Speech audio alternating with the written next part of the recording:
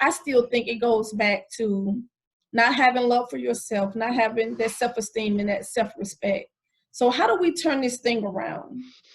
Well, it's a couple of different dynamics. Because for one, you have to be true to yourself. Mm-hmm. You have to know absolutely when you get up every morning Mm-hmm. and you go throughout your day and you go to bed at night, that you Mm-hmm. were absolutely true to yourself, true to who Uh-huh. you are, Mm-hmm. true to what you like and what you don't like. Mm-hmm. Because anything other than that, whether you're in a relationship or not, it's a false pretense. Mm-hmm. It's not Mm-hmm. real, Yeah. because you're giving out signals that, you know, okay, you don't like pizza, but you'll go and eat pizza Mm-hmm. because everybody else in the crowd want pizza. Mm-hmm. Yeah. And so now here it comes your special day and everybody give you a pizza party and you like, well, I really don't like pizza. Mm-hmm. Well, no, because you weren't true to yourself in the beginning. Mm-hmm. Yeah. You could have said, well, what else is, I go to the pizza party, but they got wings. I eat some wings, so I get a salad. Be true to who you are. And Mm-hmm. so when it comes And don't just to, go with the crowd. um, yeah, you never go with the crowd. Yeah. I mean, you all may fellowship and hang out, Mm-hmm. but if you don't like, prime example, me, I don't drink, Mm-hmm. and I have, people, they still drink. And I tell them, hey, I ain't got nowhere to put you. You Mm-hmm. have to make up in your mind that this is not for you. This is not what you want to do. But Mm-hmm. guess what? If anybody hear me say, man, I need a drink, they be like, what? I say, oh no, a Dr. Pepper. That's the strongest drink I'm gonna drink. And they'll laugh because that's me being true to myself. And I can be me because I'm like, hey, we can go get it. Yeah, I get a Dr. Pepper. Somebody say, hey, I want to buy you a drink. A Mm-hmm. Dr. Pepper, a Mm-hmm. Sprite, a lemonade, a sweet tea. Mm-hmm. If we being fancy, give me a strawberry lemonade. Yeah. But so that's the thing. You have to be true to yourself first and foremost. Okay. Because if you're not true to yourself, I don't care where you go or where you are, it's not going to be real. Mm-hmm. The other thing is, even when you come to talking about women and single, and dating, you Mm-hmm. know in relationships there is a thin line of compromise. Mm-hmm. However, you're not married, you're not obligated to compromise with anybody. Mm-hmm. If God said that is not your husband Mm-hmm. and you're not to be his wife, um you don't have to dumb yourself down. You don't have to compromise beyond your standards for Mm-hmm. the sake of somebody else. Mm-hmm. Because if he is for you, you Mm-hmm. best believe he's going to be of equal caliber, and he's going to lift you up Mm-hmm. to being who you are and where you are, and you don't have to dumb yourself down. Matter of fact, if you dumb yourself down, you won't be attractive to him. Girl, come through. Come through. Yes. That's exactly what Because I'm he was talking like, if about. I wanted a dummy, I could have stayed over there with Taquanda, Yeah. Yeah. You're right. You won't be Becky. attractive anymore. If I want, no, because a lot of women, they fail to think that the first, yeah, guys are physical. They'll look, say, oh man, she nice, but then when you open your mouth, that is what grabs them. Yes. When you That's got absolutely something to true. say that's intelligent, Yeah. it ain't just, oh, you like football? Dog, I don't like football, but he fine. Let me go play some. Okay, we gonna play football. Man, look, no, I ain't into football, but you can go hang with your boys. When you get through, get back at your girl. Yeah. That's what they want, Yeah. because you're And it being has to true to be something yourself. past beauty. And you have to know what you bring to the table. Because like you said, you have successful women who still don't have that self-esteem and self-respect, but you have to know what you bring to the table. Exactly. I know even with my Exactly. daughter, I often tell her, because my daughter suffered from self-esteem issues when she was growing up. She don't have that issue anymore. At 19, she thinks she's a bag of chips and then some. But growing up, that was not the case. And I think a lot of it played into her skin color. So, I mean, even to buy her a black doll, she would not play with it because she thought black dolls were ugly because black dolls looked like her. And that took a lot of years, a lot of talking, a lot of praying, a lot of fasting to get her out of that mindset that beauty, number one, come in all different shades, but real beauty is on the inside and not on the outside. One of the things that I used to tell her is about positive self-talk. I think that plays a role in our self-esteem because sometimes it's not people that put us down. We put ourselves down. Sometimes it's not the family, it's not the friends, it's not social media. It's what you tell yourself when you look in that mirror every day. I know even me, in my 20s, I suffered from acne real bad. And I used to think, oh my God, you look so awful. You got all those bumps in your face. And I just. You were still so cute to me. But I'm talking about you were still so always cute to me. But I'm talking about self-talk, Cheryl. Self-talk. Right. And no matter what people told me or how cute they thought I was, to me, because of the acne, I thought I was the most horrible thing. So I think self-talk plays a part in our self-esteem because we can talk ourselves down. The streets don't have to do it for us. So that was one of the things I told my daughter. You always look in the mirror and you tell yourself that you're beautiful. You tell yourself that black is beautiful. You don't try to get people, if they don't pay your bills and they don't contribute to you, they don't put food in the refrigerator, put a roof over your head, then their opinion does not matter. I think it's harder telling a young person that versus an older person because I think when you become of a particular age like myself, I'm 48 years old, I don't care what you think of me, you know, but I can't say that I had that same mindset at 28 that I now have at 48. Does that make sense? But you know, it does. But you know what? The sad part that I see in that even women at our age, they still care. You know, I remember going through a phase with my daughter when she was in middle school and all the girls were starting to get the sew-ins and they were in their eyebrows arched and my daughter wanted to get hers done. And I was like, no, I wouldn't allow her. One, she was too young, you know, they just gotten away from age appropriateness. You know, I still believe, you know, I'm young, but I got an old soul. I just believe that at certain ages, you just shouldn't be exposed to things till a certain age.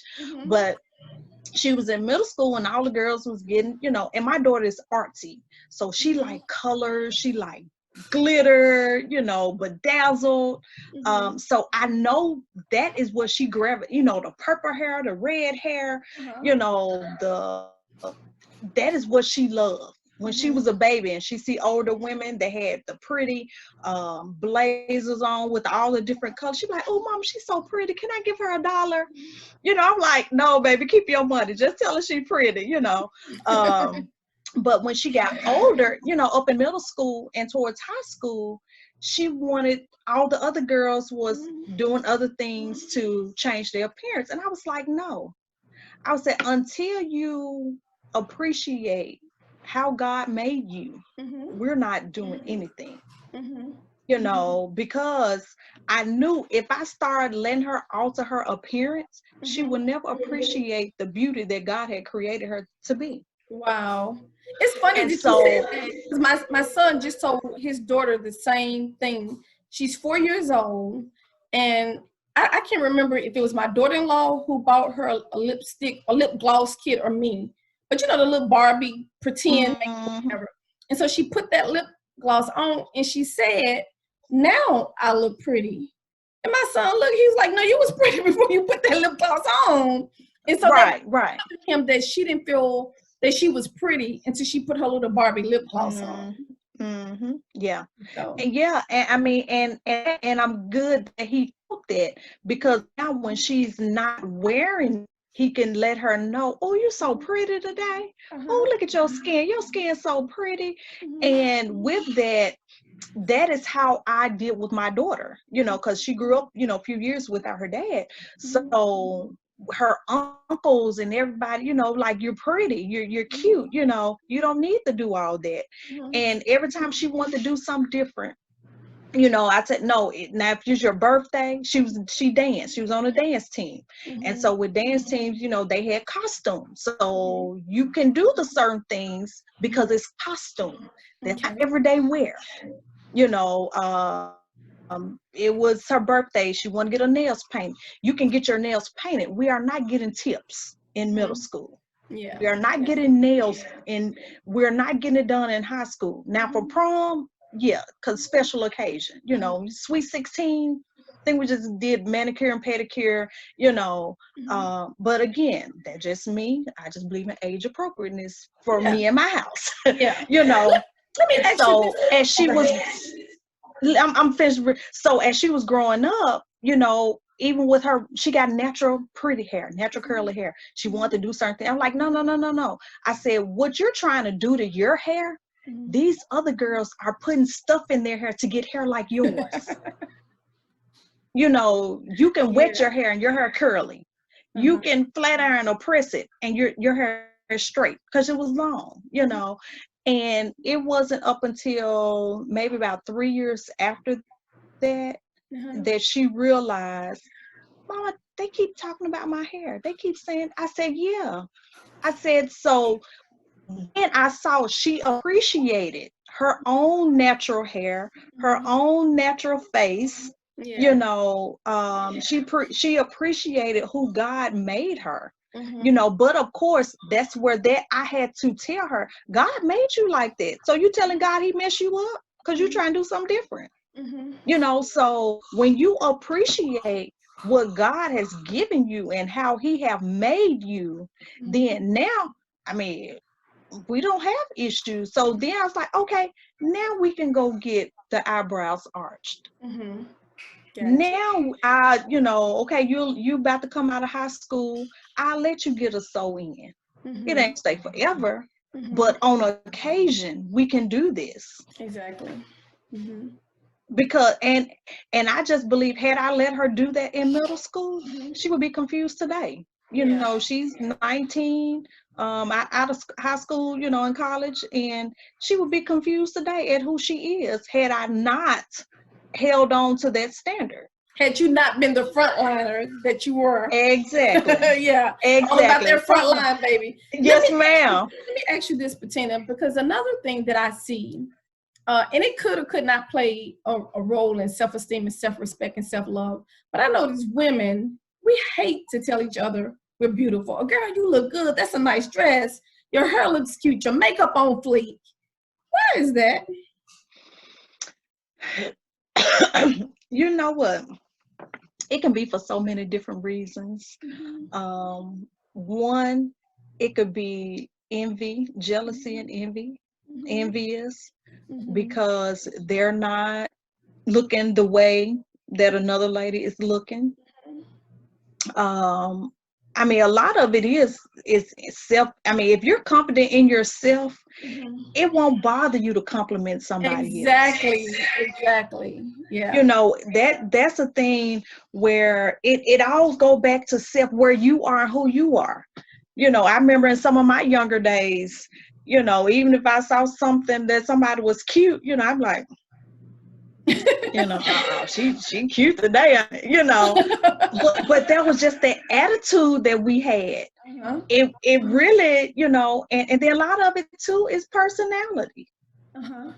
You know, it like I say, it's several different factors. It's personality.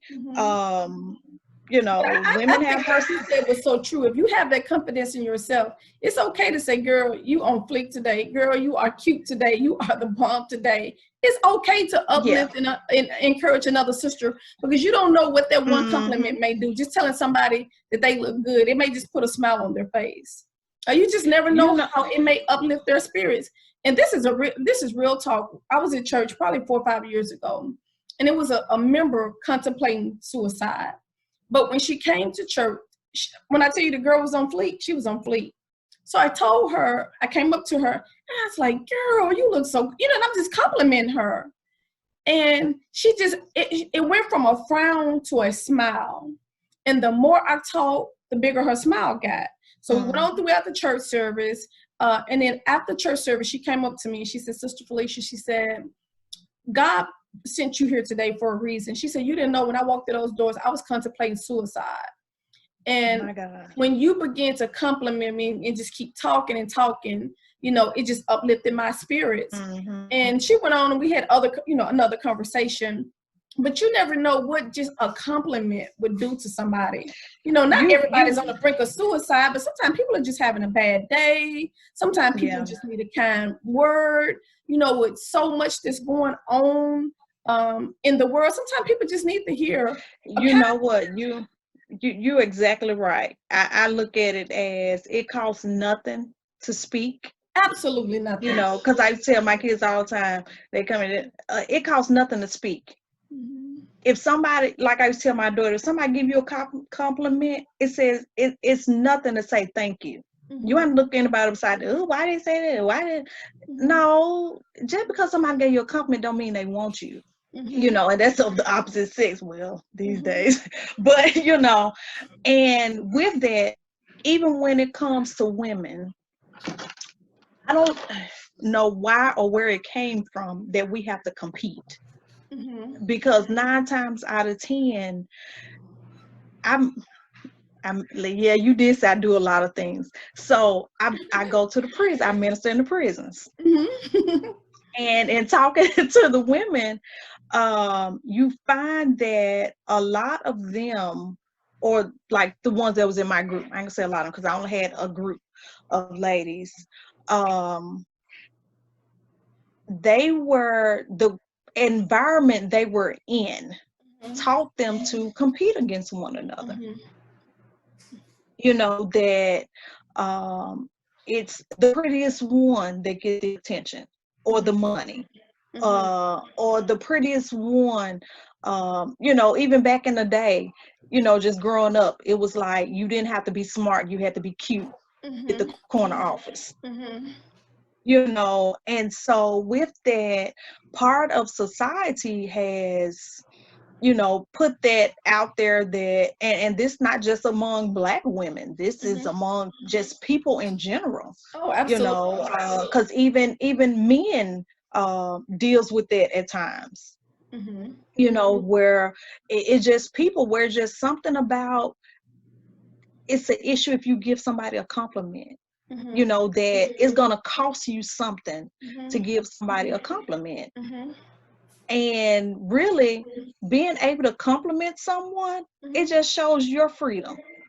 You know, that you're liberated, that you're not bound in anything to where you can't say, girl, you rocking those shoes. Exactly. And not only that, to say thank you, because some women feel so low about themselves to even when you give them a compliment, they can't even say thank you.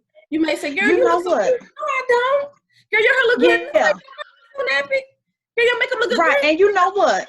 And I have to tell it. Exactly. And that's the problem, you know, and that's I guess a few months ago with a few people we were having this conversation, even in at church, you know, the sermon, and they was talking about, is the issue with people is usually not giving, it's receiving. You know, and of course that was about, you know, receiving what God has for you. But then sometimes God have a people just a kind word that you can't even receive, because if they say, man, that pie was good. Well, I don't know. I ain't have all my ingredients. You know, it was missing. I had to substitute some ingredients. Like, oh, your hair cute today. Well, I really didn't do nothing to my hair today. You know, I just kind of brushed and put a little grease on it. You know, instead of just being open to receive. Like you said, man, that's a cute color on you. Thank you.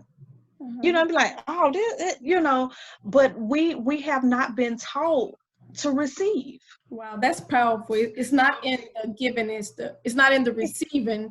It's not in giving, it's receiving. Wow. Yeah. Wow. We have not been taught to receive. And you know, even just to think, I remember when I entered high school, I was in the 8th grade, getting ready to go to 9th high school. And so my parents drilled me that summer. They probably don't remember it, but if a boy offer you anything, tell him no, because he wants something from you. And so with that, even when I got to high school and I would get compliment, they'd be like, oh, you cute. You know, I'm like, what you want? Oh, yeah. What you want? What you want? I ain't no. And so with that, I didn't receive that it was just a compliment. I was looking at, okay, you're giving, but what do I have to give? It was like a give, not a give, receive. You know, okay, so you give me a compliment mean you gonna want me to give you want something back. Yeah. Right. Yeah. And so that is our mindset, is that we can't receive. Somebody call, say, hey, how you doing? Or what's going on or what you want? What's wrong? You know, that goes hand in hand with being able to say, girl, you rocking that shirt today. Girl, I like your necklace. Girl, where you get them earrings from? Girl, I like your hair. You know, that is a cute color on you. Because we haven't been taught to receive. Yeah. That's deep. So before I end this video, do you have any last words for the BW Circle? Anything about self-love, self-respect, self-esteem? Any last words, and then we're gonna close it out. You know, I really have enjoyed this conversation. I have too, because I can keep going, but I'm thinking about the same. I know, we gotta take this off. Look, we gotta take this offline. We'll do a part two. Yeah. But you know what? One thing I really would say to the BW group is that be true to yourself. Yes. You know, first and foremost, be true to yourself. And if you don't know what that means, ask God. Find out who God says you are. You know, and not just who he says you are, but embrace it. You know, a lot of times we don't embrace, you know, that we are beautifully and wonderfully made in his image. Because when we look in the mirror, we're seeing what the perception of what the world says beauty look like. And God never said that beauty was light skinned and dark skinned and black or white, green, purple, or yellow. Yeah. He said, it's my heart. What's from the spirit reaches the spirit. You know, and so with that, you know, you are beautiful. You know, you are, look, I want to be, you are kind, you are beautiful. You know, I'm silly. You're kind, you are smart, you are important. You are, right. But you know what? But with that, it is so true. Yeah. Because if you don't believe that, positive you self-talk. won't walk.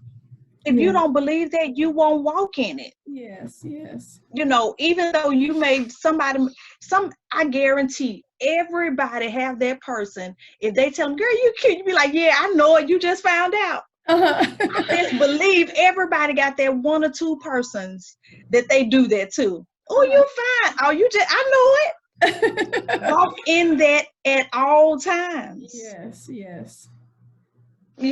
So thank you for those last words. I have to tell you this, Betina, because you and I, we haven't seen each other for years. And I have to tell you, cousin, you have grown up to be such a beautiful woman. Not only a beautiful woman, but a beautiful woman of God. And you are doing so many awesome things for the kingdom. You're doing your prison ministry, you're mentoring, you're talking to young people, old people. You get your accounting going on. You're speaking at different churches. You with the nonprofit organizations. I saw something else that you was a part of. It wasn't BetinaHunt.com. Something else. Pearls. Something with pearls. Jewel pads. It wasn't pearls. It was jewel pads. You have so much going on. So I have to tell you, beautiful lady, I am so very proud of you, and I am so honored to have you as a part of my virtual table talk. I have to tell you Thank you. So thank you. I made it. We're going to hook up soon. Perhaps do a part two, if not on this same subject, perhaps on another subject, because I know you have so much wisdom to be a young soul. But you're out there and you're doing the thing for the kingdom. And again, I can't be more proud of you. Thank you so much. I appreciate you. All right. I'll talk to you soon. And we're going to end this video. BW, thank you all for tuning in. If you want to know more about Betina, go to BetinaHunt.com. Look her up on Facebook. Go to her website. This young lady is doing some awesome things. And I'm also going to post her website at the end of this video and down in the comment sections. So as I always say, be blessed and be better.